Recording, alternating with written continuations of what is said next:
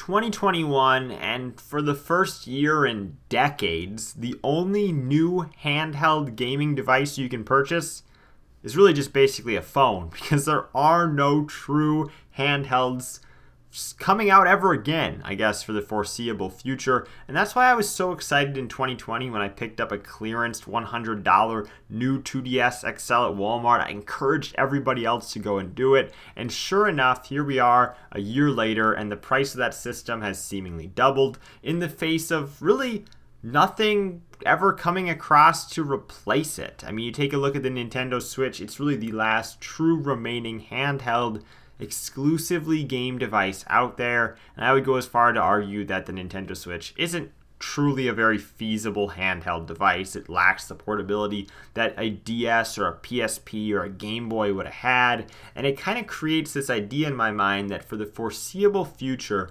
these handheld consoles will always be expensive, they'll always be collectible, and they'll never truly be properly replaced. We've seen attempted peripherals for phones, different things that you could slide Game Boy games in to basically emulate with a physical actual button pad on your phone. People didn't go for it. I don't see people ever going for it. It's just too complicated, I think, for the average consumer. And because of that, these handhelds will forever be the only handheld gaming devices the market will ever get. I don't see Sony going back to selling another PSP. I don't see Nintendo going back to selling another Game Boy or a DS unless it was some sort of short-lived novelty product like a mini SNES or NES.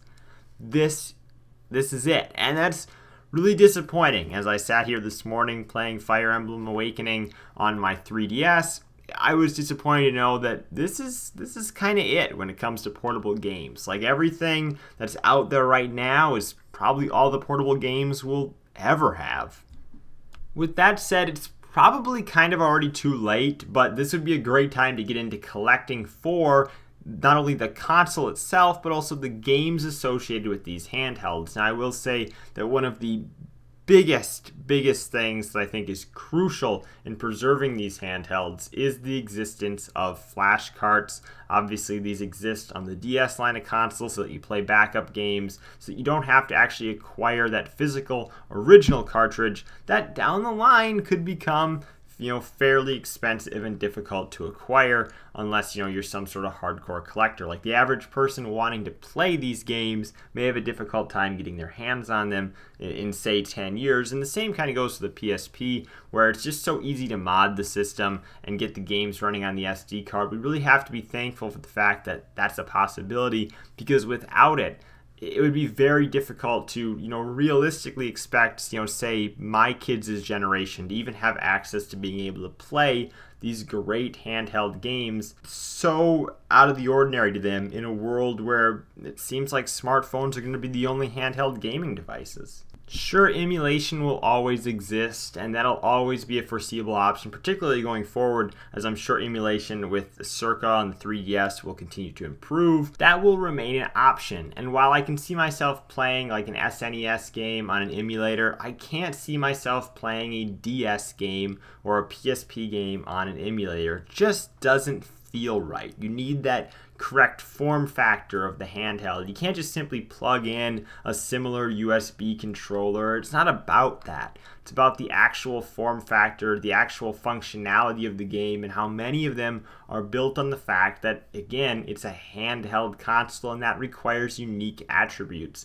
You'll never truly get the feeling of, being on a school bus playing Pokemon, trading with your friends before class in the hallway. You'll never get that experience unless you actually played those games on a GBA at the time when they were relevant. I'm glad that I got to have that experience, so I'm disappointed for the people that won't get to. I think that the DS and the 3DS line of consoles gave kids that similar experience that I had on the GBA and people had on the Game Boy and the Game Boy Color before that. But the reality is those days are behind us, and something like, say, Pokemon Go that kind of overlaps some of the similar features doesn't really create the same overall feeling and kind of nostalgia, at least for me. And I think that it misses out on that feeling for those kids as well. I talk a lot about kids missing out on this because really in a lot of ways, I think for a lot of kids, myself included, a handheld was our first gaming device before we got that one that plugged into the TV, became the big screen thing. Before that, I think many of us had a Game Boy or a DS or some sort of similar handheld device,